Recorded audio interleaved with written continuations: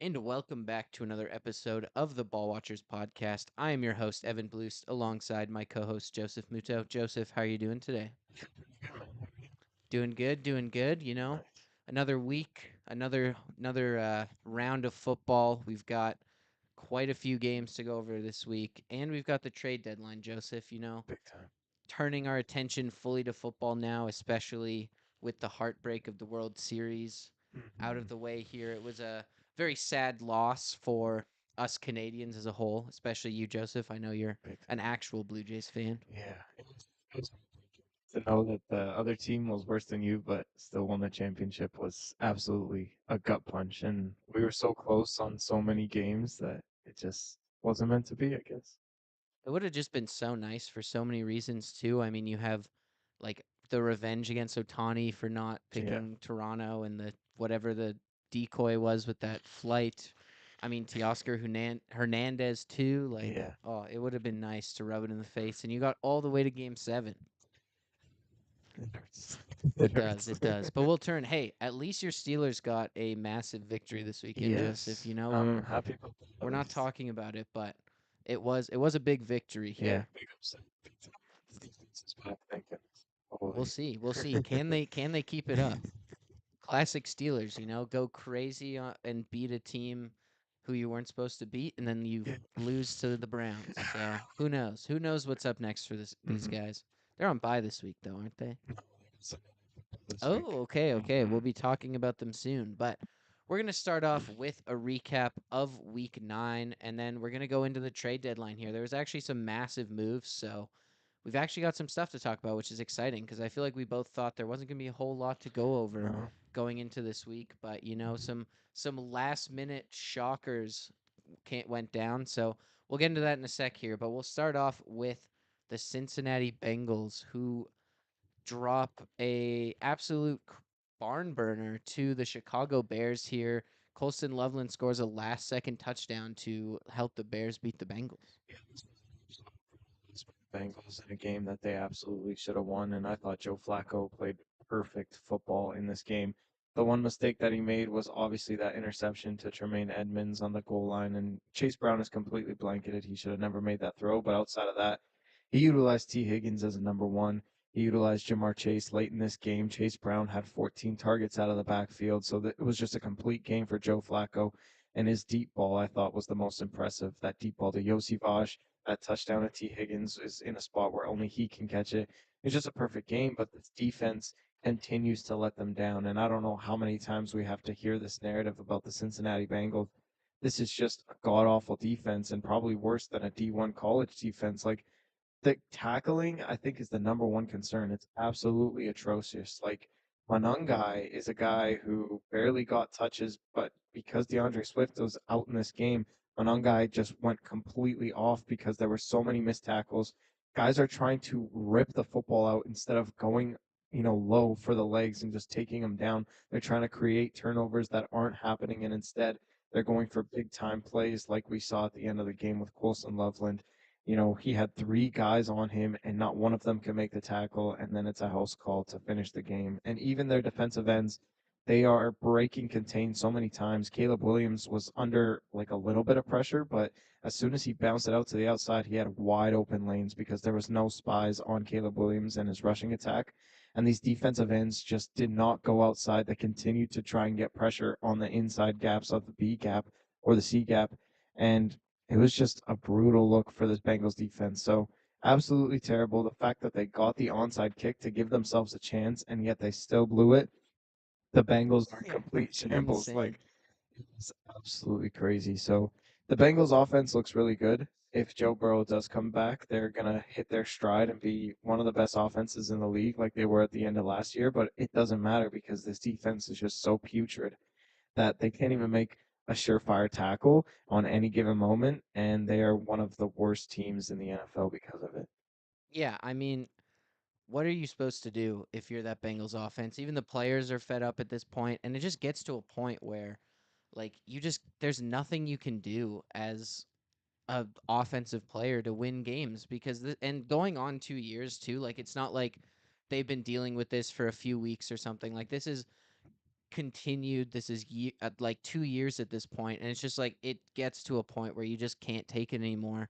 If you're a guy like Jamar Chase, if you're a guy like T. Higgins, where you're putting up insane numbers, the offense scored 42 points and you still lose. Like, absolutely ridiculous. And I mean, if you're watching this game and you weren't a fan of either of these teams, it's just great football. Like, it was awesome.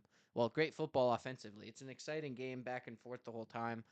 But yeah, just brutal from the Bengals. And I mean, there's a point where they have so much money invested in the offense that how are they going to fix this defense? Like, they have to draft incredibly well. They have to sign free agents to, like, they have to get incredible value out of free agents from now on. Like, they are in such a tough spot as a front office because of how much money they've paid and how bad they've been on the defensive side of the ball here. So I'm concerned. I don't think Joe Burrow is going to come back this season. There's just no point in bringing him back at this point. And I mean, at this point, you're looking at next season where your defense is probably going to be even worse because Trey Hendrickson's not coming back.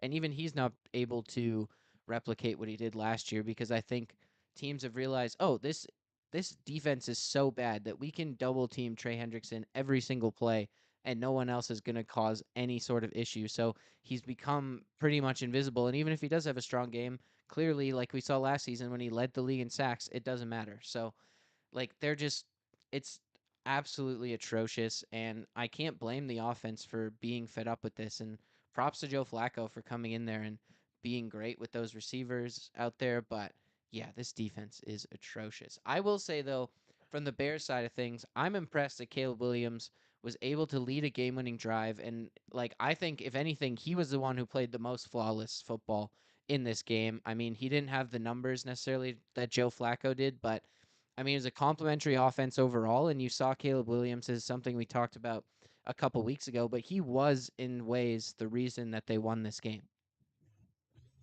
I'm testimony about Johnson. I thought his like offensive prowess was second to none. Like the trick plays were going crazy. I think four of the Bears had passing attempts in this game, including their backup quarterback, and Caleb Williams had two pass catches, one including a touchdown. So props to Ben Johnson for getting this run game back with Manangai. And yeah, Caleb had a pretty good game. I'm not gonna lie. Like I would like to see Romo Dunze get more involved. He didn't even have a catch in this game. I'd like to see that as an incorporation of the offense. But Caleb looked good. He had like 280 passing yards. I think he had three passing touchdowns and a receiving touchdown. So he looked good. I just want to see it against better competition. But at this point, like I'm not complaining about how the Bears look offensively. They're getting drives, they're getting touchdowns in key situations. And Loveland was a complete beast in this game, and I think they finally unlocked that piece that they've been looking to unlock for the last 8 weeks prior to this. So, yeah, the Bears look good offensively, but I have to see it over in more so divisional opponents. I'd like to see them do it against the Lions again or the Vikings and the Packers twice. They still have to play those teams, and I want to see how the offense fares. But until then, this was a really good win for the Bears, and they looked really, really good. The offense looked like they were getting a touchdown every single drive, so that's a really good sign for Ben Johnson and his crew. Yeah, for sure. I mean, Ben Johnson definitely had his fingerprints all over this game. For me, for Caleb at least, it's just the fact that you go down at the end of that game and you score a touchdown, you win the game, you make the plays you needed to make to win that to get that game-winning drive, and I think that's just something we haven't really seen from Williams in the past. So that was what was really promising to me is just seeing him kind of shine in those more high-pressure situations where he definitely has not in the past. But yeah, we'll move on from this game here to the Packers who lose to the Panthers and the offense was a no-show for this Packers team. Yeah, I don't really know how to feel about the Packers I'm anymore. And fed up, man. yeah, go off for a second here. But yeah, to start with the Packers, and I'll sing the praises of the Panthers because I felt like we haven't done that all season a little later on. But to start with the Packers, and this is the biggest storyline here, is just they couldn't get going offensively, and I really don't understand why. I thought Derek Brown had a whale of a ball game, and he completely took over, stuffing the run and getting quarterback pressure on Jordan Love. But when he wasn't getting pressure, Derek Brown wasn't. They were pretty clean pockets for Jordan Love, and he had all day to throw the football. It's just like these wide receivers cannot get open. And Romeo Dobbs is their number one, and I understand that he went for 7 catches, over 90 yards in this game, and he was a reliable target, but that's all they have. And to think that Tucker Kraft goes out with torn ACL and is going to miss the entirety of the regular season and the playoffs in 2025. I mean, who else do you look to? That was their number one target. Romeo Dobbs has been playing phenomenal football, in my opinion, but that is it. That's all they have in the passing attack. They didn't go out and get a wide receiver in the trade deadline. Matthew Golden has been completely non existent. Christian Watson is barely on the field, and when he is, he's only a deep threat target, and he only had like one big catch in this game. It's just a brutal look. Jordan Love has nowhere to go with the football. And, Dave Canales and this defensive staff made it an emphasis to shut down Josh Jacobs with their best defensive player in Derek Brown. That's exactly what they did. And Jordan Love had nowhere to go with the football. So I don't understand how you go up against a terrible defense in the Steelers last week and completely shred their secondary, go for 20 straight completions, and then come here and play probably a worse defense than the Pittsburgh Steelers. And then you get completely shut down and are only settling for field goals. So it makes absolutely no sense to me. You were at home. You had all the momentum. You are clearly better on paper than the Carolina Panthers, despite them putting up a good year this year and having a winning record. It's just a brutal look that the fact that these are your two losses between the Browns and the Panthers, and now you're sitting there like, what's the identity of our offense? Or after you still have a 5-2-1 record, I'm so bamboozled about this team. I don't know how to feel about them, and that makes me very, very scared if they do make the playoffs in January.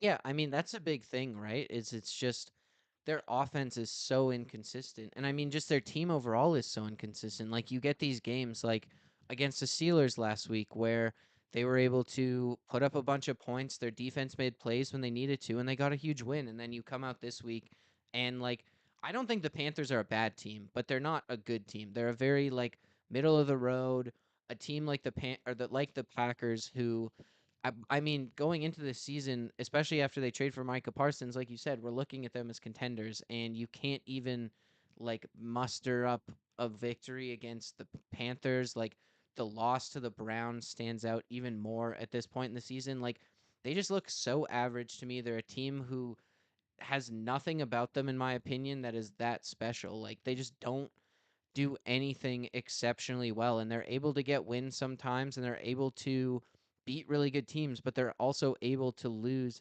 to really bad teams and that's just not a recipe for a team that's going to make it far in the playoffs. And I think that yes, they're honestly they're lucky that they're first in their division right now. Like they have some pretty brutal losses and the tie helps them out here and the Lions who have had, to be fair, at this point, a much, much harder schedule than the Packers, have dropped a couple games here. But, like, this Packers team just does not inspire any sort of confidence for me. Like, their defense, like, again, they're both sides of the ball. They have these moments where it's like, wow, they're really good. And then other times they just completely disappear. And it's like, what do you do with a team like that, in my opinion? So, I'm kind of just out on the Packers for this season. They feel like a team that's going to lose in the first round of the playoffs for me. And I mean, it's not even necessarily that they need to get better at anything. They just need to be more consistent and play harder because they just don't feel like a team that plays very hard. And I think that we haven't seen anyone really stand out for them. Yeah.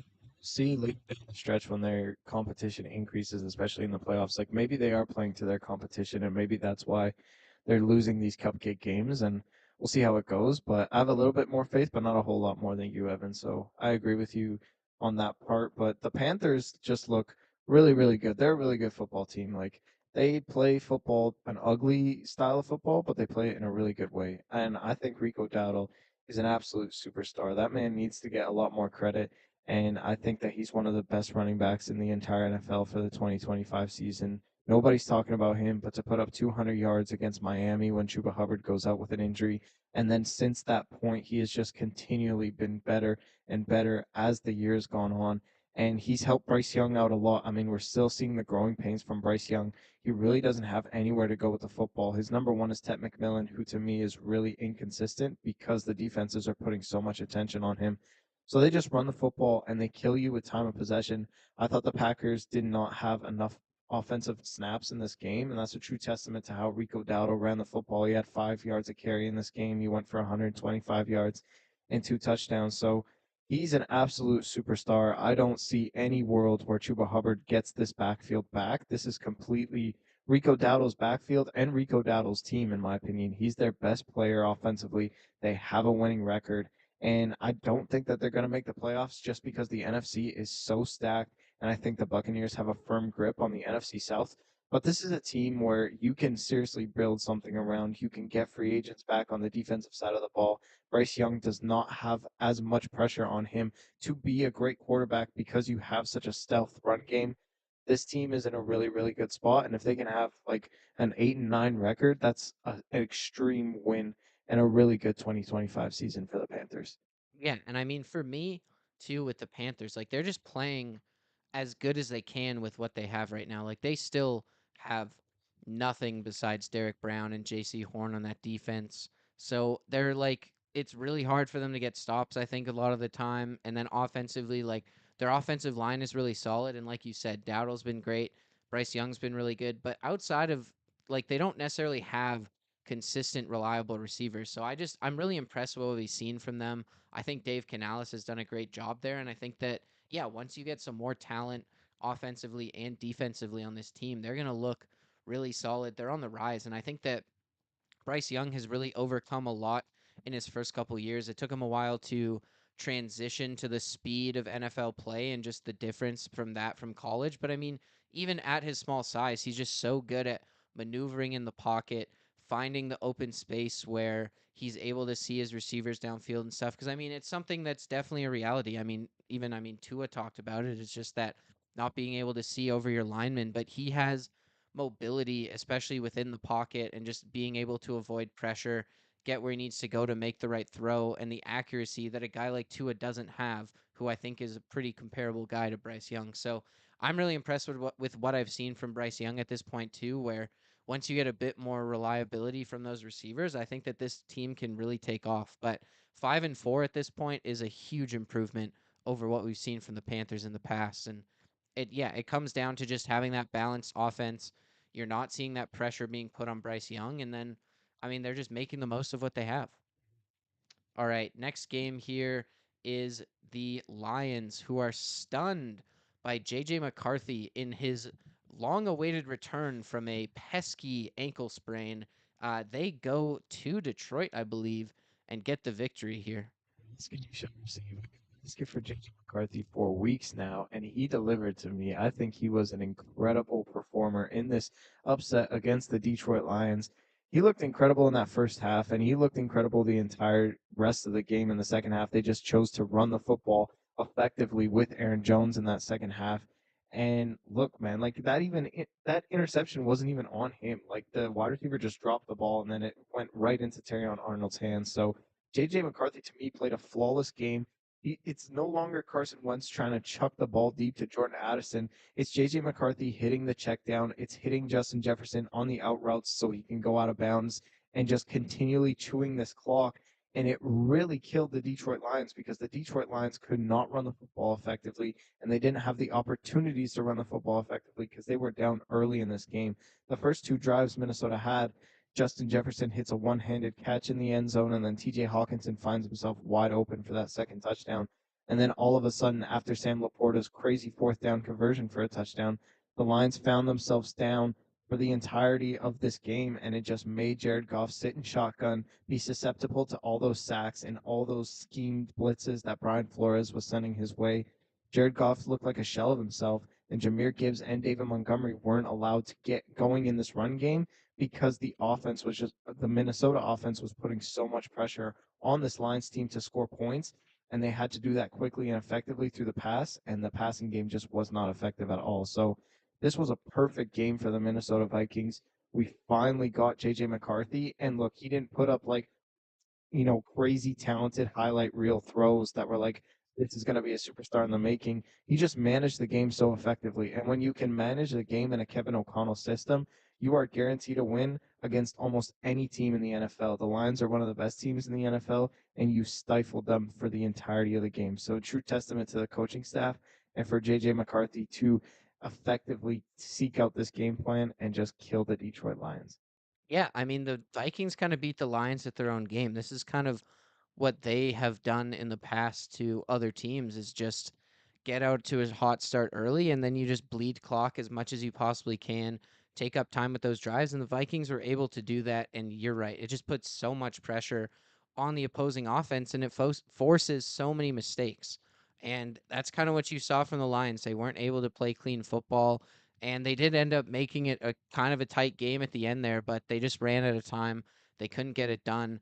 And that's really what you want to see, or it's really impressive to see from this Vikings team, because JJ McCarthy really did not inspire any confidence, I think, before that ankle injury. And then like with that, he was out for so long mysteriously, and it's like we get why he wasn't playing for a few weeks. You need to give him a bit more time to kind of figure things out. But there's a point where it's just terrible with Carson Wentz. It's like you have to put this guy back in, and look what he does, man. He comes out there, and it was just you saw him make throws that you needed to see him make, because the accuracy was a huge issue through the first few weeks of the season here, and then you go in and you see him actually be accurate with the football, make some nice throws, not turn the ball over. And it wasn't like kind of that Bears game in week 1 where it was really like him using his legs, and he not necessarily got lucky, but there were some big plays that really helped him out winning that game. But in this game, you just saw him play complete football. You saw the Brian Flores defense actually contribute a little bit here, because that's also something we haven't really been able to say we've seen consistently this season. So I think it was a really big win for the Minnesota Vikings. I think that they're at least going to be a team who's competitive in games going forward here. They're still kind of in playoff contention, so there's a chance for them, but I think it's promising to see something from JJ McCarthy, because all you really need for him to do is be able to manage that Kevin O'Connell system, and they'll be fine here. So very promising from them. And for the Lions, I mean, they just do not have the juice that they did the last couple years. Like you definitely see the high highs with them in some games, but it's not consistent. They're not as good overall of a team. And I mean, yes, you still have some injuries, you still have some of those things, but at the same time, like this offense is just not consistently dominant the way it has been in past seasons. And when your defense is still not that great, it can lead to some of these games. And I mean, they've dropped a few games that you were hoping they wouldn't. I mean, you lose to the Chiefs, you lose to the Vikings here, you've lost to the Packers. Like they're probably going to make the playoffs, but it's definitely going to be more of a challenge than it was in the last couple of years.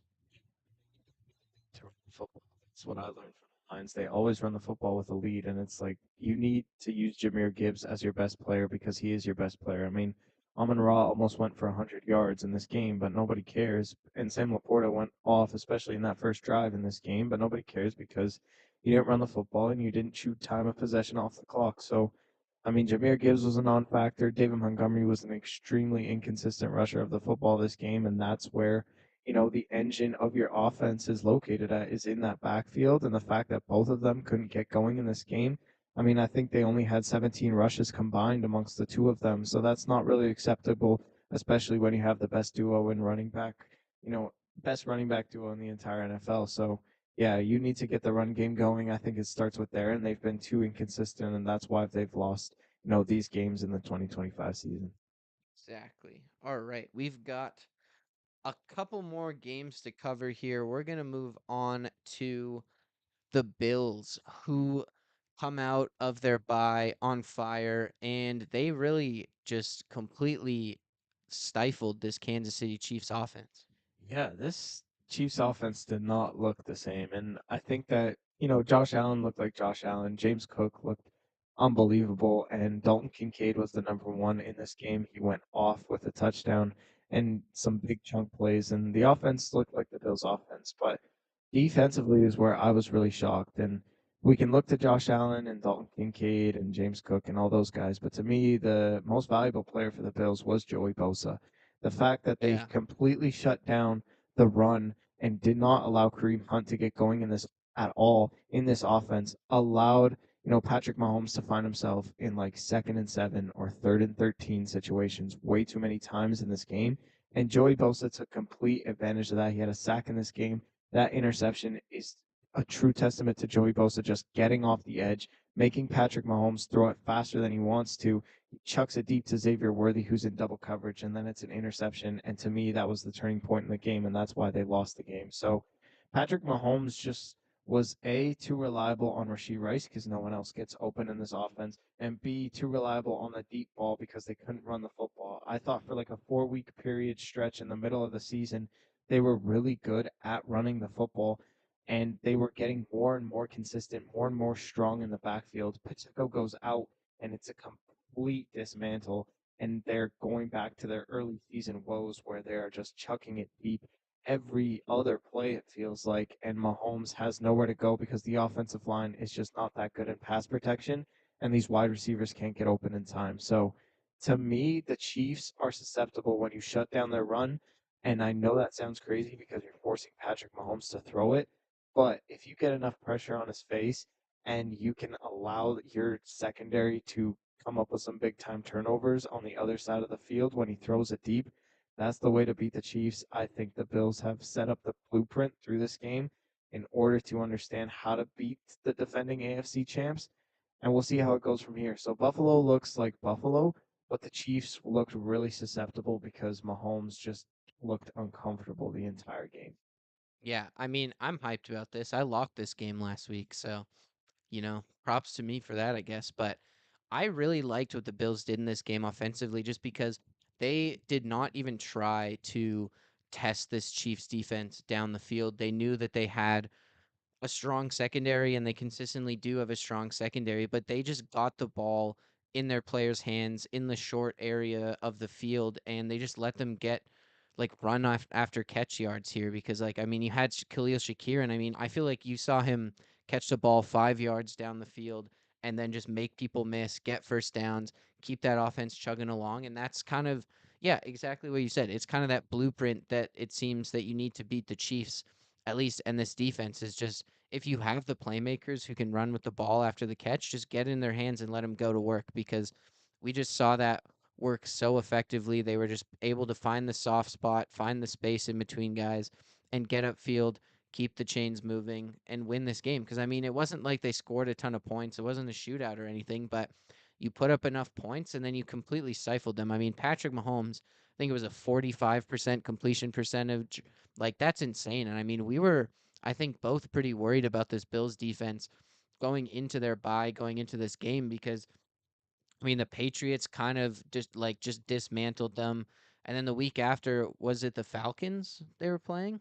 Yeah, the Falcons also were able to just run the ball down their throats. So it was really encouraging to see that from the Bills. I still think they're a dangerous team here. And I mean, part of that is just Josh Allen. That's a huge factor, but this defense looks like it can come together and really make a difference here. And I think you're right. That Joey Bosa just being another weapon on the other side is huge for them. And I was excited about him coming into the season. We talked about in the offseason, but at this point, it's just he's making those plays. Will he be available in the playoffs? You really need that for the Bills. I think that's a critical piece because it just adds another edge rusher because I feel like Greg Rousseau is really their only guy there.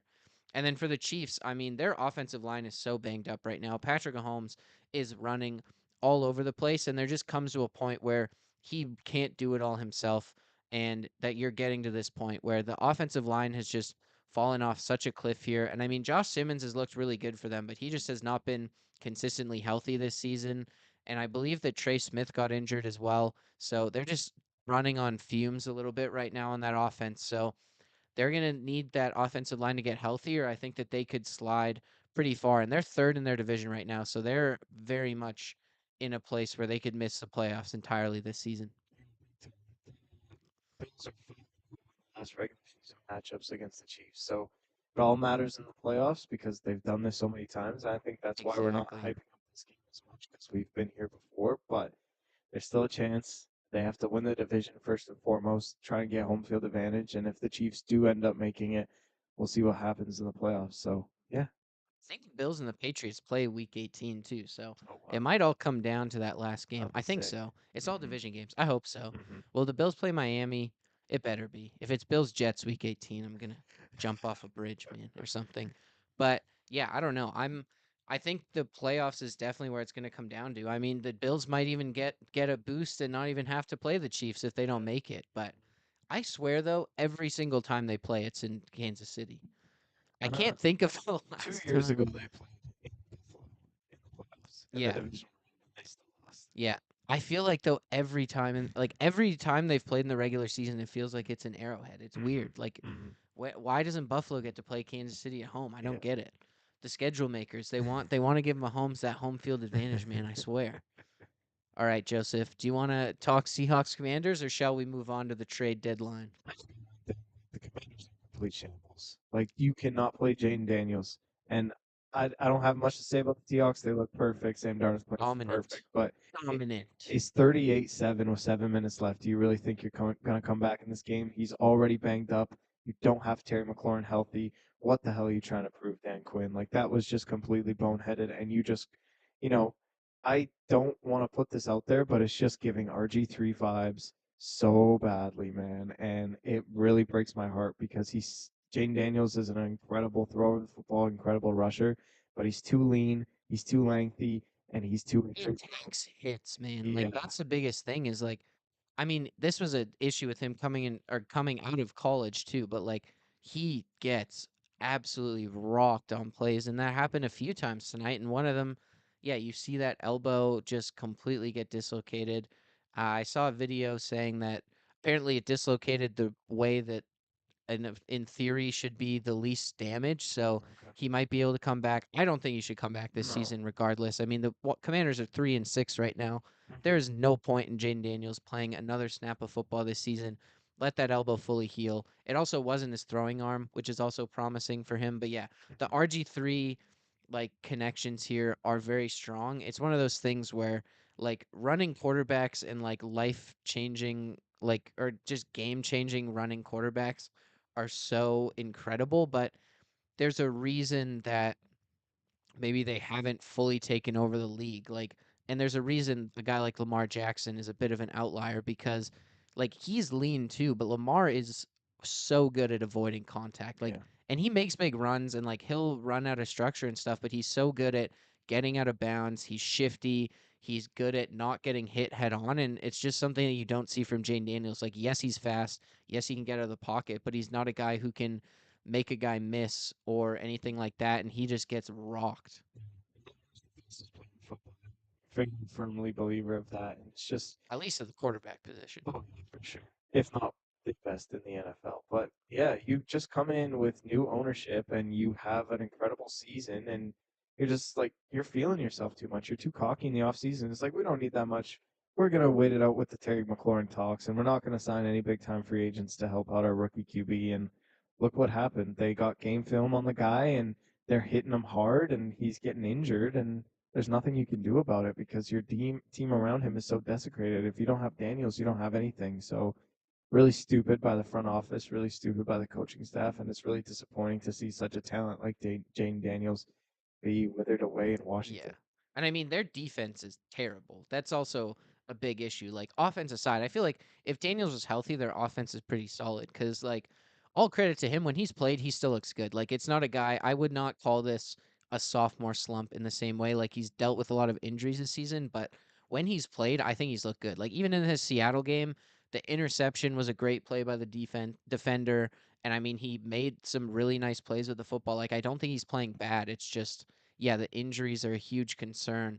And then the defense is just like absolutely ridiculous. I think it was the NFL who posted it, like it was the Marvin Harrison touchdown, and then the JSN like cooking. I think it was Trey Amos on that play. And I mean, the Marvin Harrison one, like, bro doesn't even make a move. Deron Bland just like falls over. And I'm like, and in JSN, you see his route, and I'm like, he like absolutely cooks the guy. And it's just like, yeah, this defense is terrible. I mean, Marshawn Lattimore's like grabbing Torrey Horton by the chest pads as he gets that first touchdown. Like, their defense, especially in the secondary, is horrendous. So they have a lot to work. A lot of work to do. I think, especially on the defensive side of the ball, because they're the oldest defense in the league. On top of the fact that they're terrible, so they have a lot of work to do there. And yeah, they just need to like. I don't think you can. You don't necessarily want to limit Jaden Daniels from running with the football, but I think you have to teach him how to be smarter about it. All right, we'll move on here to the trade deadline. Joseph, some massive moves. And most of the news here comes out around the Jets. We'll start off with the biggest trade, I think, in my opinion here. I don't know. It's hard to choose, but I would say the Sauce Gardner one's bigger It there. So is. we'll start there.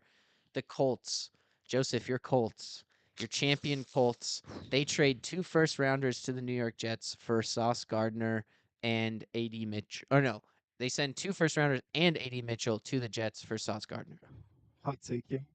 The Colts are idiots. I don't understand this move. Yeah, Like I don't get it because it's not like we were pounding our fist on the table, be like, the Colts need a cornerback and a secondary help to really be contenders because they already were contenders. How many times? Like, it's been like 4 weeks in a row where Evan and I both unanimously have the Colts as the best team in the NFL. And I and we think, still do. yeah, we still do. Spoiler alert. Travis Ward is playing out of his mind as a cornerback one. To give up 2 first round picks to, in my opinion, not a top 5 corner in the NFL anymore, I would only give 2 first round picks to Patrick Surtain. That's the only corner I would think of being like, Ooh, okay, interesting. I need 2 first round picks in order to go and get him. Sauce is a guy who has had an incredible rookie year, but every year has declined slowly but surely. He was an All-Pro his first 2 seasons. Yeah, exactly. The last 2 seasons, where has he been? He's given up too many big plays, in my opinion, and it's just been a slow, steady decline. And you know what? Maybe that is a product of his environment, and he doesn't want to be there anymore. But at the same time, if you're looking at the productivity, it does not warrant 2 first round picks after you're taking on the $120 million contract that he set up in the offseason. So I think 2 first round picks is extremely rich. If this was a wide receiver, a big time wide receiver, and he's going to make like your alpha number one, I don't even know if Sauce Gardner is going to be the number one on the Colts. I think Charvarius Ward is still going to take on that role. You're giving up 2 first rounders for your number 2 corner, and sure, the Colts are going to have an incredible year, and it's probably going to be in the mid 20s, these 1st round picks. But 1st round picks are still extremely valuable. I thought it was just an extreme overpay, and I don't understand why they had to fill that position when it's not a position of need, because the Colts, to me, in my opinion, don't have any positions of need. I think they should have kept the status quo, keep their draft capital, and now this might backfire in their face, and they don't have delegation of their draft capital over the next 2 years, and that's a scary place to be because you don't know where you're going to be next year. So I think it's a complete dumb move by the Colts and extremely unnecessary for a guy who has been really struggling the last couple of years. Yeah, I mean, number one, it might be a good thing for the Colts not to have their first-round pick because they suck at drafting in the first round, man. I And they mean, got exactly. Outside of that, though, I mean, they don't suck necessarily, but like, I'm just thinking back to like all the edge rushers they've drafted in the yeah, first round who are all like aggressively mid. Anthony Richardson was a big yeah. miss. Like, they've whiffed a lot of first-round picks in the last few years, but I like this move a lot actually because I think that the Jets, especially, I feel like there's a change coming with Aaron Glenn. I still believe that, to be honest, but I think that part of it, and we'll get to the Jets after. We're going to talk about the 2 moves first before, but for me, my thing is just I really think, well, number one, Gardner's what, 26 at this Yeah. point? Like he's not a guy 26, 27. Like he is still firmly in his prime. He has 2 All-Pros under his belt already in his first 4 seasons. Like there's definitely some pedigree there where yes, I still think it's a bit of an overpay, but I don't think it's an egregious overpay where you're going to be kicking yourself down the road in a couple years here. And I think that part of that is just he is like the Jets environment. Like you see these players leave the Jets and do so much better. And I think it's just one of those things where, like, I don't know, look at Sam Darnold, look at some of these guys who have left the Jets in the last couple seasons and have just completely changed their, like, people have looked at them completely differently. I mean, even like, oh man, I'm struggling to think. I feel like there's definitely other names here, but either way, I think the Jets are just such a poisonous locker room. That's more of the point here is Mhm. they're so toxic. I mean, even like they just have had so little success and I think it's wearing on them and I don't necessarily think it's a coaching thing. Like I think it's truthfully like it starts at ownership. Like Woody Johnson seems absolutely incompetent a lot of the time and I think that they did a really good job getting value here for these guys. Like I mean Gardner after just signing him and I think that's partially why he got more capital in return is you're signing or you're trading for a guy who's locked up for the next 4 years. So you do have that control if you're the Colts. But I mean, for the Colts, you get a guy who has all pro potential, as your 1A, I guess, cornerback here. Like that looks like such a scary duo. And I think that he can 100% play better than he was in New York. Like part of it was the situation was just terrible. I definitely think there was a lack of motivation, and you put him on a team who's actually winning games, and I think it's going to change a lot for Sauce Gardner here. I definitely think it's an overpay, but at the same time, like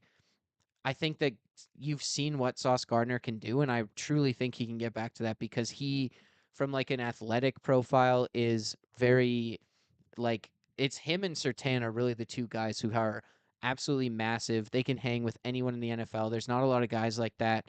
And the Colts just get a guy who is 100% a guy who can be an all pro. He can cover anyone. And then you put him across from Charvarius Ward. Like, that is a terrifying cornerback duo, in my opinion. And I know we haven't seen it the last couple years, but I feel like he has that potential. And for a Colts team who is looking at this as potentially a year they could make the Super Bowl, like that's a move you got to make. That's a move you got to be a little aggressive for. And it is rich with 2 first round picks, but at the same time, I don't hate it. I kind of like it, honestly, from like the player they get standpoint. We'll see. I'm not a big fan, but that's okay. Yeah, I mean, it's tough. It is Mhm. definitely tough because like you've seen Sauce Gardner really come back to earth the last couple seasons, but also like my thing is just we know he can do it and it's not like he's aged out of it. Like he definitely still can do it in my opinion, and I think that if you're the Colts, if Sauce Gardner starts playing like he did before, like this looks like a fantastic trade. It's just it's high risk, I Yeah, would say. extremely. 2 first round picks. Like Michael Parsons went for 2 first round picks, and that's completely different position. And obviously, defensive end is more valuable than corner. But I mean, Michael Parsons was the best defensive player in football when he was traded, and Sauce has been, to me, outside of the top 5 corners over the last. Yeah, and I mean, look at the Jamal Adams trade. Even I mean, Mhm. this is what that reminded me Yeah, of immediately. I mean, that was a very similar trade. 2 first round picks Seattle sent to New York for Jamal Adams, and that was horrendous. I mean, that was a terrible trade. So, I mean, there's definitely both sides, but I just it's high risk, but I like the vision. I see what they're doing. All right, next up here, Quinnen Williams, another Jets superstar, another guy who's I think under contract for at least 3 more years. They're Aaron Glenn really fire sailing here, but we'll get to that in a second. He goes to the Cowboys for a 1st round pick in 2027, 2nd round pick in 2026. The Cowboys also send the Jets Mozzie Smith. So the Jets make out with 2 young players out of this deal as well, yeah. a ton of draft capital. And Jerry Jones, for some reason, decides that what the Cowboys need to fix their season is an interior defensive lineman. And this was not the move to do. I don't understand why you would take this on if you're Jerry Jones, and I understand that you want to use that draft capital to get high-end players, and to me, Quinnen Williams is that. He's an incredible run stuffer, and he can get to the pass rusher the best way possible, and that's on the inside. And him and Kenny Clark are going to be a really, really good duo in Dallas, but it's going to be to no avail. Like you have CeeDee Lamb and Dak Prescott taking up so much of your salary cap. You're going to add on Quinnen Williams into that mix. You add on some veterans like Logan Wilson, who they also picked up in this trade deadline, who also Kenny Clark. That's going to take up a majority of your salary cap. I think those 3 players combined are going to give you Micah Parsons. So I don't really see like a huge return on this. I think you find diamonds in the rough, and I mean, one thing that Jerry has done extremely well is draft 1st round talent so good, and he's hit on so many draft picks that these 1st round picks that you're accumulating are so valuable. And guess what? They're on rookie contracts, they're on team friendly contracts, and they can give you the same value that Quinnen Williams is. So, Quinnen Williams, he was drafted in 2019. By the time the 2027 1st round pick comes up, he might be fading out to the end of his prime. So, with that 1st round pick, you would have gotten like another edge rusher, and he would have given you another 4 years after that. So those are the numbers that I'm playing in my head, and it just doesn't make sense if you're Jerry Jones. To me, I was absolutely loving that he traded away Micah Parsons, realizing that we have so much salary cap invested into 2 guys. We don't want, over 60% of our salary to get taken over 3 guys. If we do sign Micah Parsons, let's get draft capital. Let's build this team from the ground up. He's going away from that philosophy with this trade, in my opinion, and it just doesn't make sense. So Quinnen Williams isn't a guy who's going to break the bank in terms of your salary cap, but you gave up a ton of draft capital to get him, and I just don't really see the value that you're getting out of him over the next 2 or 3 years when these draft picks are going to come up. So to me, I would have just loved to see them hold on to their first round picks. They keep losing these games, so it would have been on a higher first round picks. They would have been, a lot better if they continued to tank with a guy like Prescott and CD still there. I just don't like it. So this defense is still probably going to be the worst team in football, and it just doesn't make sense why Quinnen Williams has to rot in Dallas after he was just rotting in New York. Jerry Jones is like legitimately an idiot. And I mean, he basically just proved it. I mean, yesterday he's on the Stephen A. Smith show. Oh my God, man. That he actually like makes me so angry. He's like, "Yeah, we have 2 trades in the works. Like, why the hell are you going on like live television and like that's idiotic." Teams like I feel like other teams are like, "What the hell are you doing? Like, why are you talking about this right now?" Like, he's so stupid, and he's like, "Yeah, I actually don't even care if we're good as long as people are talking about us." I'm like he's the worst. Oh my God, man, he's actually the worst owner. Like, that is such a terrible mentality. Why is anyone gonna want to play for a guy who genuinely doesn't care about anything except being in the news? Like, oh my God. It makes me so angry. Like, why no one is going to be like, "Oh yeah, this guy wants to win. That's his ultimate goal." It's like, no, his ultimate goal is that doubt like that his face is on fucking CNN every night. Like, oh my God. He makes me so angry. But like, and this trade too is stupid. Like, it's okay. It's a bit better because yes, they do have the other draft capital, but I totally agree. They have been so good at drafting first round picks. Why would you not just do that? Number one. And number two, you are you have 3 wins right now, I think. What like Mhm. you're not gonna make the playoffs. You cannot you are not winning your division, and you're not gonna be like the wild card race is so tight. There's not you are so far behind the people who are chasing for a wild card spot right now in the NFC. Like, you are not catching up to them. And I really don't think Quinnen Williams and Logan Wilson are pieces that are really going to change your defense fundamentally. Like, the issue with your defense is your 2 corners that you paid a ton of money to suck. Like, your secondary's terrible. Like, yes, it might help a bit that you have Quinn and Williams rushing the passer, but at the same time, like, your corners can't hold up in coverage. You're going to get beat over the top consistently. There's holes all over the place in that front seven as well. They don't really have an edge rusher of any sort of like magnitude. So I don't understand why you would spend a first and a second round pick on a guy when you are probably much closer to being at the bottom of the league than you are at the top of the league right now. Like, it's just a stupid decision. And Jerry Jones like had to do this because he said he was going to on live TV last night before they get absolutely destroyed by the Cardinals on in prime time. Like, it's absolutely idiotic. He's running this team like actively into the ground.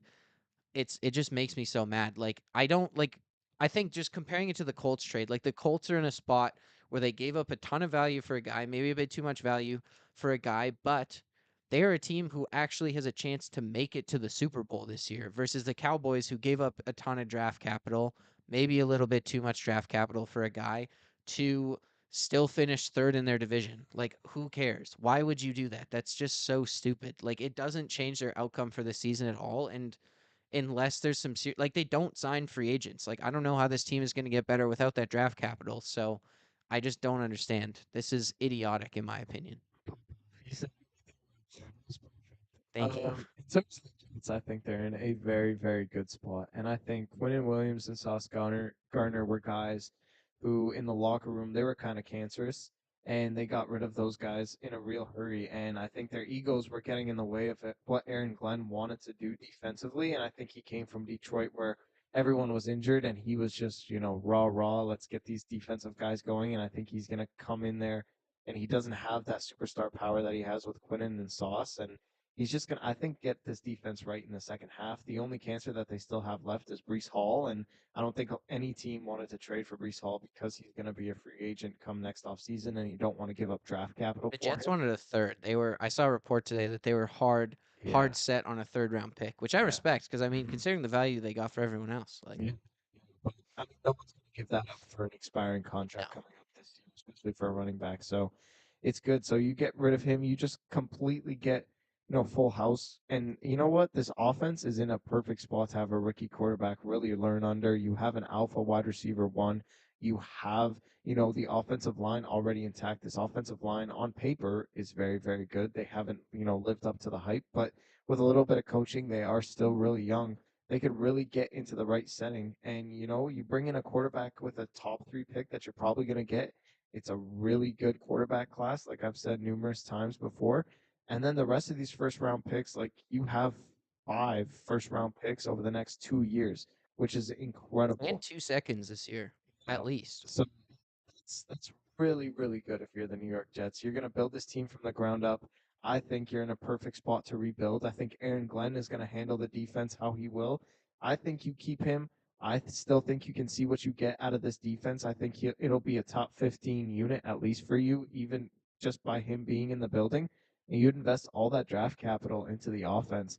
And, you're a big market team. If you're New York, you just got rid of 2 big time contracts. You can sign defensive players in the offseason, really build a culture. So, I think this is a really good look. Now, ownership is probably going to impede them from doing all this. Woody Johnson is an absolute idiot, just like Jerry Jones is. But on paper and in theory, this could be a really, really good move and a team that could be really, really talented almost coming into next year. Do you think that Woody Johnson just saw like Sauce Gardner's Madden ranking consistently going down? Was like, this guy's gotta go. Yeah, I mean, for me, for the Jets, I love it actually. I think that number one, it's just Aaron Glenn is cementing himself as a guy who is going to be here for a while. And I think that's something the Jets really need. Like, you could not have Solifier go one and done with Aaron Glenn and just keep moving on. Like, it's not good. Like, you need some stability. So I think this shows that they're backing Aaron Glenn, which I really like. And I really believe in Aaron Glenn. I think that like you said, he was able to get rid of some of those guys that like they paid a ton of money to. And I know they paid Sauce Gardner after he got there, but like in some ways there's pressure from ownership. There's just pressure in general from Sauce Gardner to get that contract done. So it might not have been necessarily what Aaron Glenn wanted to do. So you get off that, but like I mean, he's just getting rid of he got rid of maybe the people that or what how I see it is he got rid of the people that he didn't think fit his system. He got rid of the guys who were divas because Sauce Gardner was complaining like crazy and he's been complaining like crazy and kind of making a scene since like midway through last season, end of last season. So I think that Aaron Glenn, like he didn't draft him. He didn't really have the same relationship that maybe the previous coaching staff did with Sauce Gardner. So you move on from him. You move on from another star that you didn't draft and have a relationship with in Quinnen Williams, and you can really build this team the way you want, especially defensively. So I love the draft capital they got. I mean, yeah, 5 first round picks over the next 2 years is insane. I mean, 2 second round picks in there as well. Like they're going to be able to get some really, really high quality players and they're going to have the freedom to kind of do whatever they want here. So I like it from that perspective. Like this team with the Jets, they really needed to hit the reset button because they had really high expectations when Aaron Rodgers was there. And I think that even me this year, I thought that they could be really solid, but we've seen through the first few weeks, I mean, 1-7, like they needed a change. And this is exactly the kind of just like press the red button, explode everything move that I really love. And I mean, it just, it still just reminds me so much of the Lions right now because you have a guy come in, no real experience. He has a very certain philosophy. I think you're gonna see that Dan Campbell philosophy come through. I think with Aaron Glenn for sure. And the first season was terrible. I mean, Dan Campbell was literally up at the podium crying in the first season with the Lions. Like I think that you're getting to that point with Aaron Glenn where it's just this first season is rough, but now they have the capital. He can make the team the way he wants to, and I really think that there's some promise going into next season. Big time. All right. Let's move on to a couple more smaller moves here. The Jacksonville Jaguars have traded a 4th round pick and a 6th round pick for Jacoby Myers. The Jaguars are complete dumbasses. This move just tells me that they are, the Travis Hunter deal was a complete misfire, in my opinion. Like, why do you feel the need to bring in Jacoby Myers if you're the Jacksonville Jaguars? And maybe this is to be a number one wide receiver because Brian Thomas has been absolutely brutal. But you look at a guy like Jacoby Myers, he's a veteran. He put up 1,000-yard season last year. like where are you going to put him? I Where are mean, you going to put Travis Hunter? I think part of this is Travis Hunter's injured, and I think Brian Thomas also got injured this week. So they just need Hmm. somebody to play receiver, and they're still in the playoff hunt. I feel like that's where it comes from more than anything. But Yeah. go ahead. Yeah. Like, even if you bring in Jacoby, who's under contract right now, I just don't see a place for Travis Hunter on this team. I really, really don't, because you're just not giving him the reps when he is He healthy. can play So, corner. but he's not even playing corner. Like the wide receiver is probably where he's been playing the most in the NFL. He's barely gotten reps at corner, and if it is, it's in the slot, and teams just aren't targeting him. So I don't really get it if I'm the Jacksonville Jaguars. Now you're bringing in two ball dominant wide receivers in Jacoby Myers and Brian Thomas Jr. Travis Hunter is literally nowhere to be found once he does become healthy again. And you just gave up an extra first round pick to move up 3 spots in the draft to draft this guy. And now, to me, there's like no place for him on the team. So I don't get it one bit. I like how the Raiders traded away from him. They got some draft capital back. He is a little bit older. They have some really talented young wide receivers in the building that can develop. Trey Tucker, Jack Beck, all those guys. Brock Bowers is still going to be your number one, and this is a run heavy team, so you really didn't need Myers. I like this move for the Raiders, but the Jaguars, I'm really confused. I kind of just see it as like a 1 year rental. Like I think that they really needed someone there. I mean, Parker Washington has looked okay for them, but at the same time, I think that's a guy who isn't necessarily a like guy you can rely on consistently. So you bring in a guy like Myers who is great from the slot. He's a guy who can also play outside. He's not as effective outside, but he can play outside, and I think that you maybe need that, especially when Hunter comes back. Like I think that you're not going to necessarily play Hunter every single offensive snap. It takes the pressure on needing to play Hunter every single offensive snap. And then when Hunter's not in there, you can slide Jacoby Myers inside. But it's just one of those things where they needed someone out there with all these injuries. I think that they still feel they can make the playoffs. I think they're what, 6-2 or 5-3 right now. Like they have still a pretty solid record.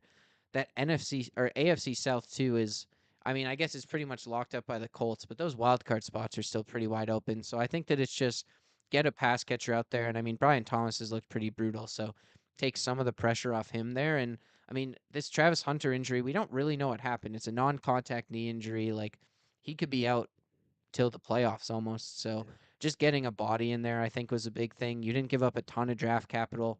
I wouldn't anticipate them re-signing him at the end of this season, but I like it in the sense of a short-term rental. I definitely get what you're saying though. It's like one of those things where you already have these guys and you spent so much money, but it's also about the long term with Travis Hunter. Like this is only year one, and Yeah. like Myers might take some reps now, but he's probably not going to be around long term.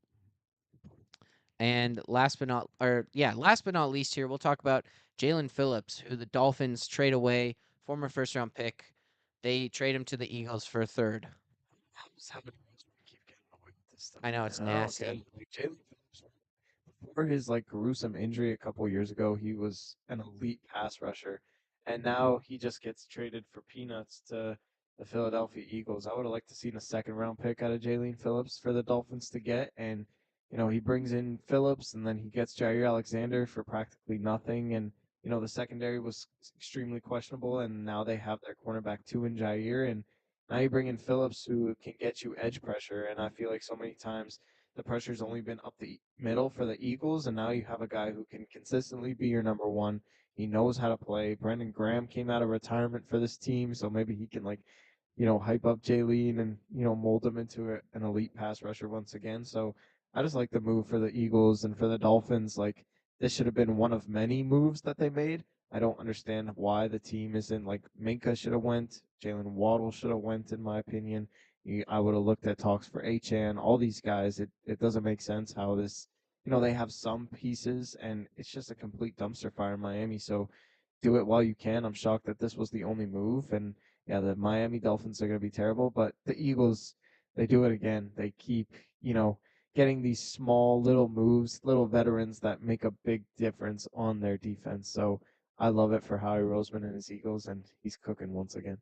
Yeah, I mean, this is just one of those things where he went out there, Howie Roseman, and he addressed a huge need for this team. I mean, they have not been able to get any pressure. I think they were really hoping that some of their young guys would kind of fill the gaps here. You lose Josh Sweat, who was your primary outside pass rusher last season and was very productive for them. But I mean, Nolan Smith was great in the playoffs. We haven't really seen him take that next step this season. Jalex Hunt made a few plays in the playoffs as well, but you haven't seen him be a consistent pass rusher for this team. So you go out and get a guy who he's been injured. He's not necessarily always going to be on the field, but he's a guy with a really high upside as a pass rusher, and that's kind of what Howie looks for. And they always make the best out of these guys. Like I feel like Phillips is going to look really good the rest of the season. I also think that the Philly philosophy works really well for not having guys get injured on the defensive line because they rotate pass rushers at a very high rate. So Phillips is going to be able to come off the field, get rest. He's not going to be out there constantly playing every single defensive snap. So I really like it for the Eagles here. I think that a third round pick in the grand scheme of things when they're a team who's looking to go back to the Super Bowl again is pretty much nothing for them. So I love this move by Howie. And I mean, for the Dolphins, like, you might as well. There's like you're gonna have to pay him a lot of money in the off season here if you want to keep him. And maybe I mean I can't imagine Mike McDaniel's is staying around, so you might just want to like get rid of some of those guys, give yourself a bit of cap flexibility because God knows they need it. So I Exactly. mean I like this move for both sides. I think that the Eagles definitely snuck in there and got the guy for a discount that maybe other people either didn't check up on or just couldn't figure out a good deal for. So, I mean, just classic Eagles like, once Of again here. course. All right, let's get into the preview. We're gonna start it off with Thursday night football. Pretty brutal game here, Joseph. Raiders Broncos. The Broncos, I think Bo Nix is going to get back right, and he's going up against a much easier defense than he did last week. So he's going to put up a ton of points. He's going to utilize all his weapons effectively, and Geno Smith just can't keep up with anyone. He keeps turning the football over. This is a Denver Broncos defense that loves to create turnovers for themselves, and I think Geno Smith is going to play right into their hands. So first things first, you got to shut down Genty. I think they will. I think a lot of teams have the blueprint on Genty, and they're putting a lot of attention towards him because Geno Smith just can't beat them. So once you sit down on Genty and Brock Bowers, it is a no-brainer win for the Broncos, and I think that they don't have to put up a lot of points to the Broncos offense in order to win this game because their defense is going to be a lot of three and outs, a lot of turnovers that the Raiders are going to commit, and it's just going to be a easy breezy win for the Broncos at home. Interesting. I've got the Broncos as well. I do think like Brock Bowers being healthy, I think changes a lot in my opinion for this Raiders team. I think that they will not look as incompetent offensively as they have through a good chunk of this season here, but yeah, the Denver defense is just too good and I think trading away Jacoby Myers like there's truly no other options. I think Brock Bowers is going to get targeted an insane amount in this game and I mean he'll probably get a ton of yards, but will that translate to points is a question, and probably not for this team just because this Broncos defense is good. Geno Smith is definitely going to be under a lot of pressure in this game, too. And the Broncos, I mean, it was a frustrating watch, in my opinion, last week. I was excited for that game, but I mean, number one, that Texans defense is just absolutely nasty. They're so good. But the Broncos offense is very hot and cold. And I mean, you saw them make a nice deep play to Cortland Sutton, but I mean, there is not a lot going on in that offense. So I think that the Broncos will definitely get it done in this game. But yeah, we need to see that firepower, Joseph. I like that you're predicting that because we need to see some hot stuff from this Broncos offense because this hot and cold stuff I'm getting tired of. All right, next game here, Falcons Colts. This game's an international game, Oh so yeah, get ready to wake up at 7. taking the Colts in this game. I just think that they're the most complete team in football still, and Daniel Jones just got caught between a rock and a hard place. I thought the Steelers defense was just extremely adamant on turning the football over, and they had some really key turnovers in this game. TJ Watt just completely ripped the ball out of Daniel Jones' hands, and I don't think that the Falcons have the level of defense that the Steelers do on a good day. So give me the Colts. I think that on the other side of the football, Drake London, he had a crazy catch last week. That was insane, that touchdown grab. But I think he's going to get shut down by either Sauce Gardner or Charvarius Ward in this game. It'll be interesting to see how Sauce Gardner adapts so quickly, especially at a game that's on the international playing field. I think Charvarius is going to take the majority of the snaps against Drake London. And I just think that once Drake London is taken down in this game, it's going to be a lot on Bijan and a lot on Penix to find wide open number 2 and number 3 wide receivers. And I just don't think that I'm comfortable with Penix taking those types of throws and doing them effectively. So give me the Colts pretty easily. I think they get back on track, and I think that this is a perfect team to do it against. Yeah, that's a weird one. I don't even know if Gardner plays in this game. I mean, Yeah. at least he's already on the East Coast, so it's like not as brutal of a flight for him to get to Berlin. But like, I don't know, man. Flying 8 hours to play with a team you haven't played for, like that's. I mean, it's already Tuesday. Like you're, Mhm. that's a tough. I don't even know if he plays, but we'll see. I still got the Colts in this one. I mean, the Falcons. Credit to them, they played really well against the Patriots last week, but I think this Colts team is going to be angry. I think that they're going to really turn it up in this game just because of how they looked against the Steelers last week. And I also just think that the Falcons do not have that great of a defensive line. They're going to be able to, the Colts are going to be able to run the football. I think Jonathan Taylor, excuse me, has a huge game. And outside of Drake London, like these receiving weapons are really not there. Like we're seeing Kyle Pitts get targeted, but it's not like he's making plays. So I think that like Charvarius Ward on Drake London is going to be a tough matchup for London. And then outside of that, like we haven't really seen Michael Penix be great at distributing the ball. And I think that the Colts, they have the defense who can at least slow down Bijan Robinson, and then the Colts on the other side of the ball, they're going to dominate time of possession. They're going to be able to run the football in this game, and I think you want to see, or you need to see this Colts team get right in this game. So I think they're going to win here.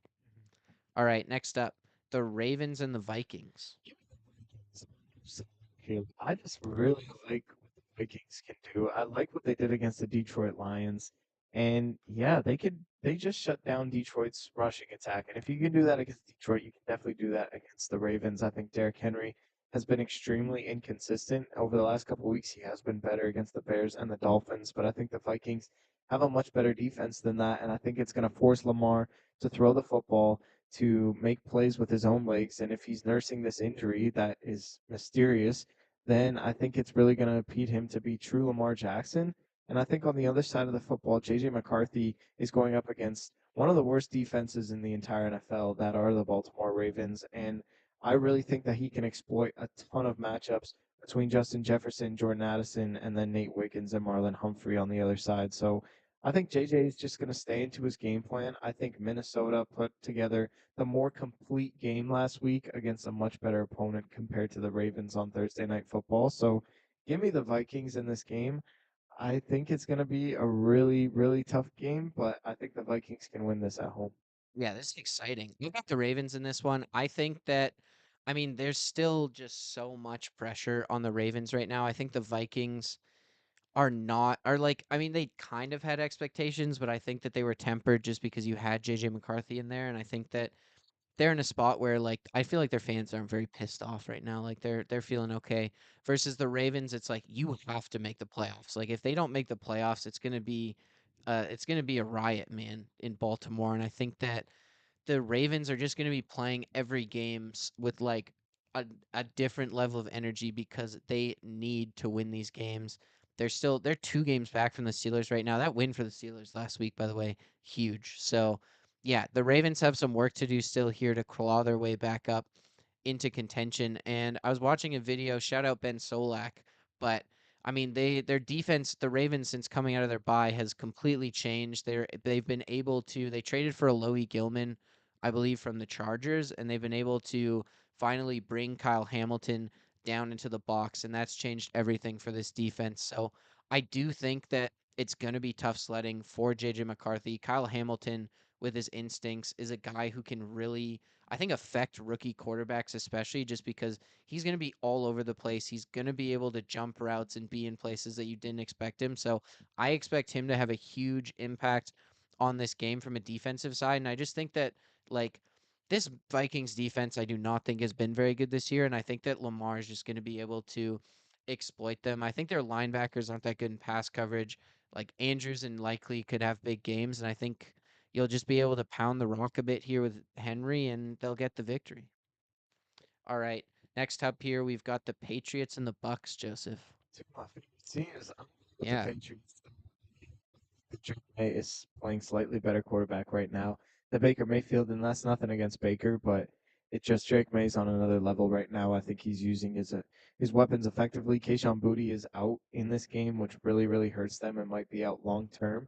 But at the same time, I think Drake May's going to find a way. I think this is the perfect game to get that rushing attack right with Travion and Ramondre in this game. And then I just think that the Patriots have a better rounded and a better coached defense than the Buccaneers do. So when they need a key defensive stop, I think that the Patriots are better up for the challenge more so than the Buccaneers are. And it's going to be so close, but because the defense is slightly better, that's why I'm taking the Patriots.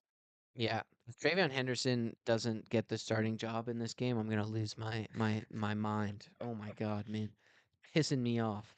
Anyways, I've got the Bucks in this one. I think we're forgetting about the Bucks. They were on a bye last week, and like they're a good team. They're one of the better teams in the NFL right now. I mean, they lost to the Lions right before that bye. They got kind of creamed, but at the same time, you're coming out of a bye. You don't want to lose two straight. And like I said, I'm not fully sold on this Patriots team yet.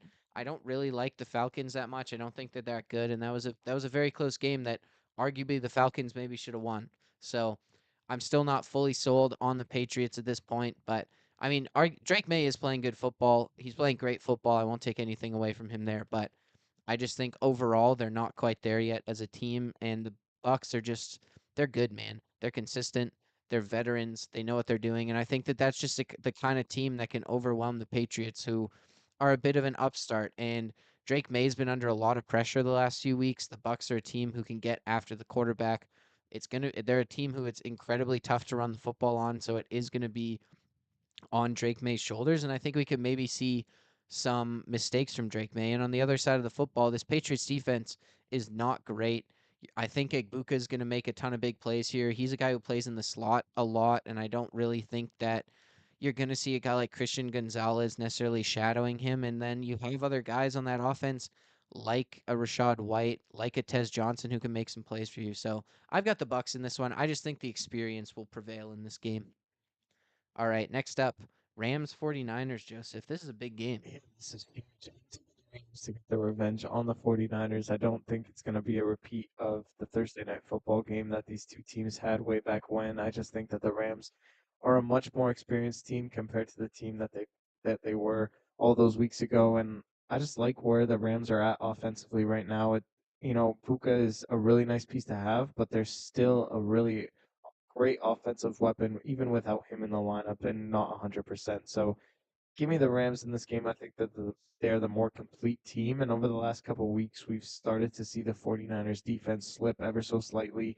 And Brock Purdy he hasn't really been that great coming back from his injury. So we'll see how it goes. But I'm Will taking he even play? yeah, we don't even know. He's on a week to week basis every single week. So give me the Rams pretty comfortably. They're one of the best teams at football.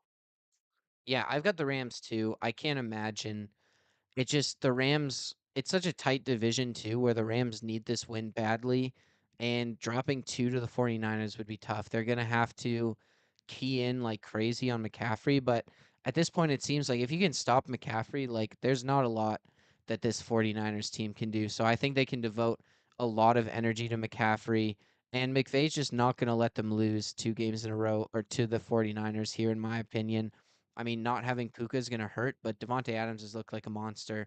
I think they have enough weapons offensively, and Matthew Stafford is just an absolute surgeon. Where I don't think it's going to have an effect, especially against this defense who is incredibly banged up. I mean, they just lost another guy to a season-ending injury, so like they're really limping along here, the 49ers, and I mean the Rams are just they're in a much better place right now, so I think they get the victory.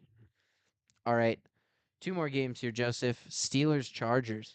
Taking the Steelers comfortably, and no, I don't feel good about my Steelers after the Colts win, and I know I should, Are but you scared about the Ravens coming back yeah, door in you? yeah, I'm scared just because Rodgers doesn't look as consistent as I'd like to. DK didn't do anything last week, so but as soon as I saw Joe Alt is going out with an ankle Yeah. surgery, I immediately picked the Steelers. Like the fact that they got pressure on the Colts, who have a pretty good offensive line, especially at the tackle position.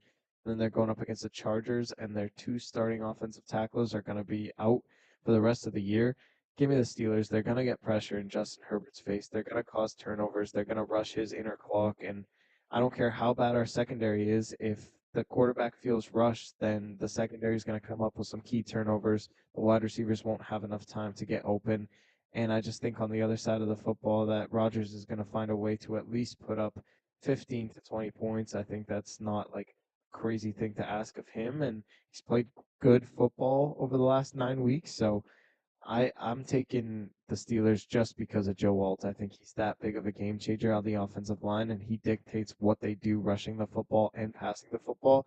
And the fact that he's out for the rest of the year, it's a really bad sign for the Chargers, and I think they lose in prime time because of it. Man, I feel so bad for the Chargers. I mean, like Justin Herbert is playing out of his mind, and he can't even have the luxury of having one starting caliber tackle here. So just rough luck for them. But yeah, I totally agree. The big thing for me is just the difference between when Joe Alt has been on that offensive line and not for this Chargers team is drastic. I mean, you saw how Alt going out on that New York Giants loss really affected them, and they were not right those next couple weeks till he came back into the lineup. And I think that you're going to see exactly the same thing. Like, it doesn't even matter if the Steelers' pass rushers are good or not. Like, there's no one there that can really protect Justin Herbert. So there's going to be a ton of pressure coming from the edges.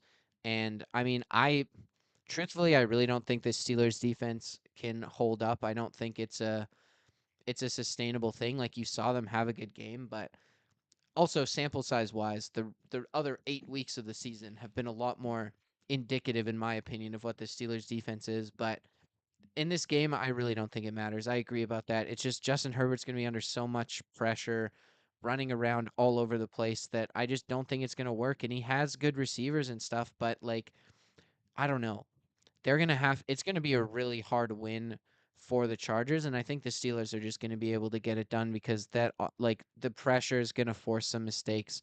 There's going to be some turnovers, and the Steelers are going to get it done. All right, final game here: Monday Night Football, Eagles Packers.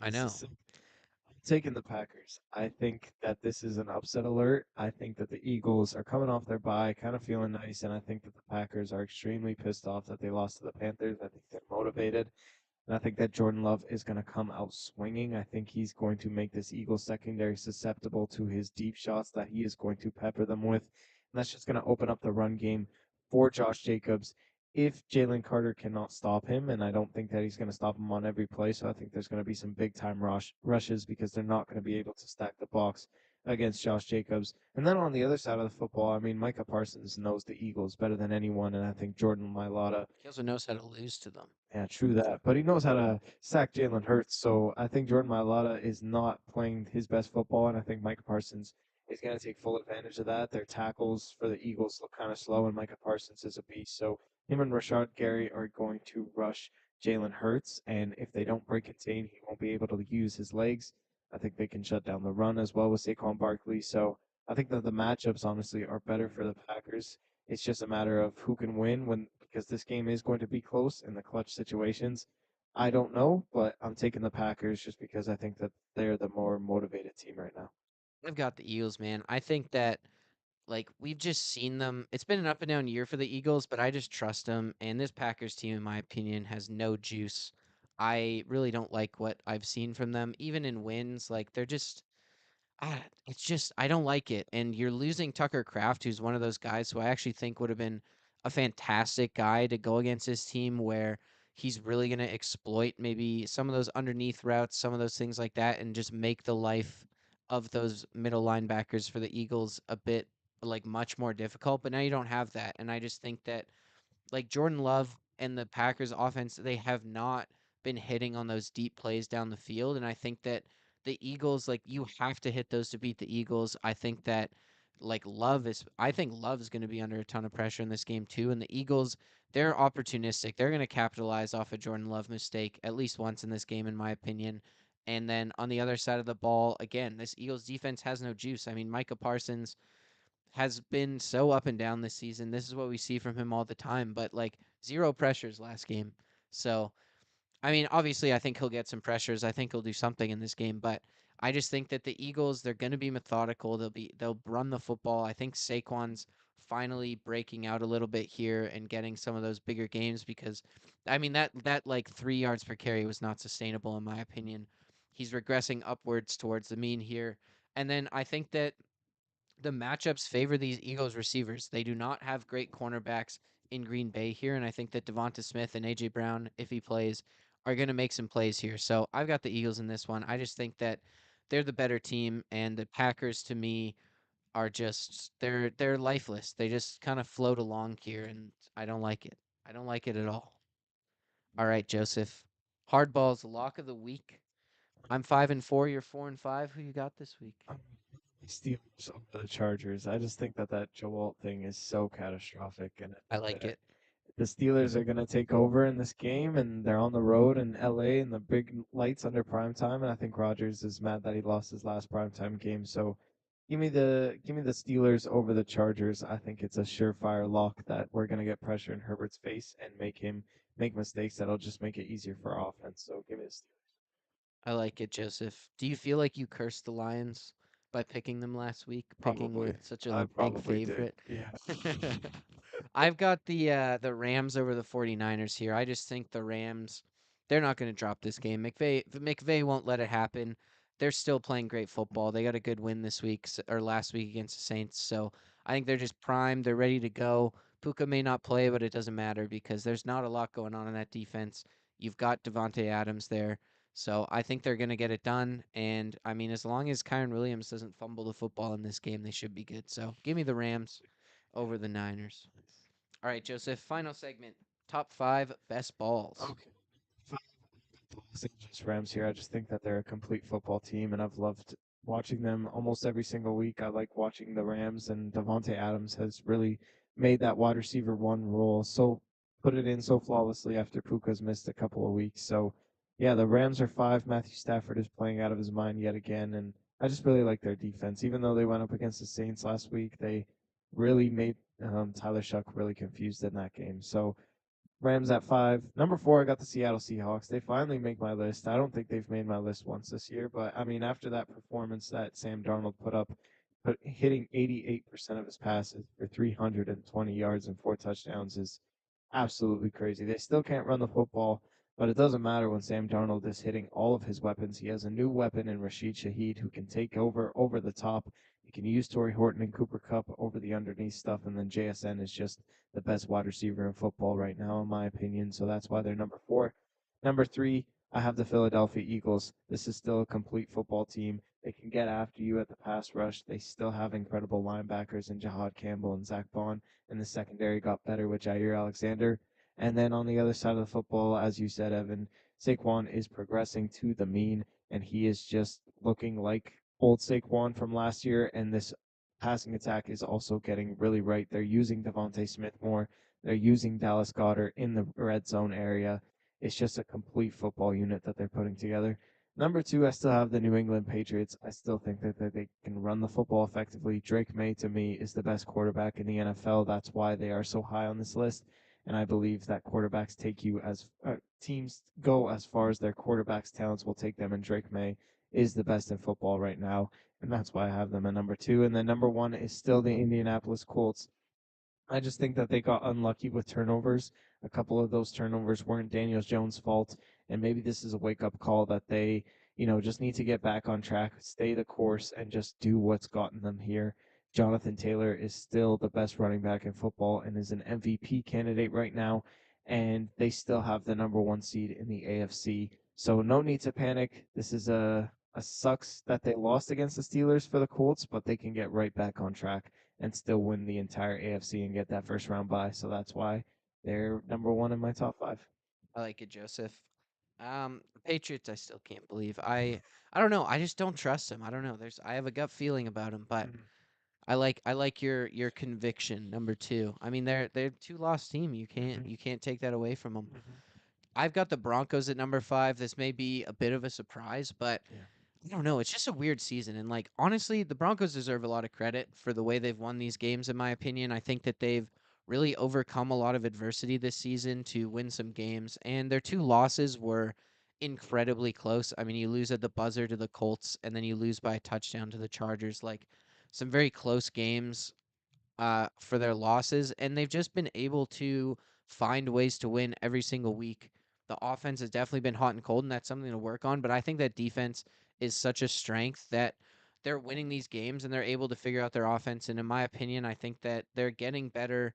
They're getting more consistent every week. I mean, the Texans last week was a tough, tough matchup, but I just think this Broncos team, like, there's something to be said for teams that find ways to win the ways they do. And I think that come playoff time, they have the defense, they have the potential offensively to beat really any team in the league right now. Number 4 for me is the Rams. I mean, like I said, Stafford, absolute surgeon out there. Their defense, especially on that defensive line, is insane, and they just go out there every week and they beat the team in front of them. So they just are such a hard team to beat. They're so well coached, they're so disciplined, and their offense is so good that I mean, it just takes so much to beat them, and they definitely have some flaws defensively, but they're it's like minor stuff for the most part. So I really like this Rams team. Number 3 to me is Seattle. I mean, just absolute dominance in my opinion on Monday Night Football or Sunday Night Football, excuse me. I mean, Darnold with 4 touchdowns before he throws his first incompletion, just great stuff from Seattle, and their offense just looks so good right now, and they can't run the football. They're terrible at running the football, and I think that you're still seeing this passing game be so effective. And I think the more effective this passing game is, the better they're going to get at running the football because teams are going to have to take more and more guys out of the box here. Like you're going to have to play light boxes at this point pretty much all the time against Seattle, and that'll just give them a chance to run the football. I also think them adding Rashid Shaheed at the trade deadline here just gives them a guy who can really take the top off. And I mean, Clint Kubiak, look what Rashid Shaheed did last year with Clint Kubiak. Like he's gonna have a 70-yard touchdown every single game, man. Like I really love Rashid Shaheed being added to this offense to an already great offense. And then on the other side of the ball, Mike McDonald, excuse me, has this defense buzzing. Nick Eamon is looking like the next Kyle Hamilton right now. The defensive line gets so much pressure from the inside, and their edge rushers are like chipping in as well. They're getting good cornerback play. They're gonna get Julian Love back soon. Devin Witherspoon's back, so they're getting healthier, and they just look dominant on both sides of the football right now. So they're looking really hard to beat. I'm very excited for these divisional games, man. Nice. I need to see them play the Rams. Number 2 for me is the Eagles. I mean, I just think that they're still the best roster in the league right now, and adding Jalen Phillips adds a whole lot of juice to that pass rush, in my opinion. And they've figured it out offensively, like you said, and we've talked about. Saquon Barkley's only going to get better this season. You've got the receivers, I think, kind of figured out. Jalen Hurts seems like he's in a groove, and then defensively, they get turnovers, they make plays when they need to, and I think they're just going to get better as well this season. So they kind of in some ways started off slow, but they're only a 2-loss team, so I think this Eagles team is really good, and especially come playoff time, they're a team that could see making a run pretty easily. And then number 1 for me is still the Colts. I mean, it was a tough loss to the Steelers, but at the same time, it was pretty much the most catastrophic situations you could have, and it didn't end up even being that huge of a loss. Like it was what, 27-20 final Yeah, score? exactly. Like yeah. So for me, I mean, you lose 27-20 with 6 turnovers, like that's pretty that's a pretty high floor for your team. And I think that this Colts team looks so good offensively still. Like, yes, Daniel Jones was not good in this game, but I think we've seen enough improvement over enough games so we can trust Daniel Jones down the stretch here. And then this defense has only gotten better. So I really love this Colts team. I think that Steichen has this offense humming, and then you add a guy like Ahmad Gardner. This defense could be like almost borderline shutdown down the stretch, especially in the secondary. I'm shocked you moved the Broncos over the Bills. I I thought you were know. gonna I do it. wanted to put the Bills in, man, but it's just I don't know. Those losses, I feel like their losses were really bad, you Mhm, know? Like mhm. they've looked good. You beat a good Chiefs team, but at the same time like we had this Chiefs team in the top 5. I think they were number 2 last week Yeah, for us, but I don't know, man. It's just the Chiefs team was on a slippery slope, yeah, I think, and fair. they slipped down the slope here. And I mean, this Bills team, I like them a lot. They'll probably be back in my top 5 before you know it, but I'm pumping the brakes. It's only one game. It's only one game since a 2-game losing streak. So give them some time. All right, that does it for the Ball Watchers podcast today. Lots to cover, so it's a bit of a long one, but thank you for staying tuned, listening, watching on the stream if you did. Like we do with every episode, we stream it on YouTube at Ball Watchers, and make sure you go follow us on TikTok and Instagram at Ball Watchers Pod. Joseph cuts up a bunch of good clips for the social medias over there, so make sure you follow us there. And yeah, we'll be back next Tuesday with another episode, so we'll see you then. Stay up, Ball Watchers.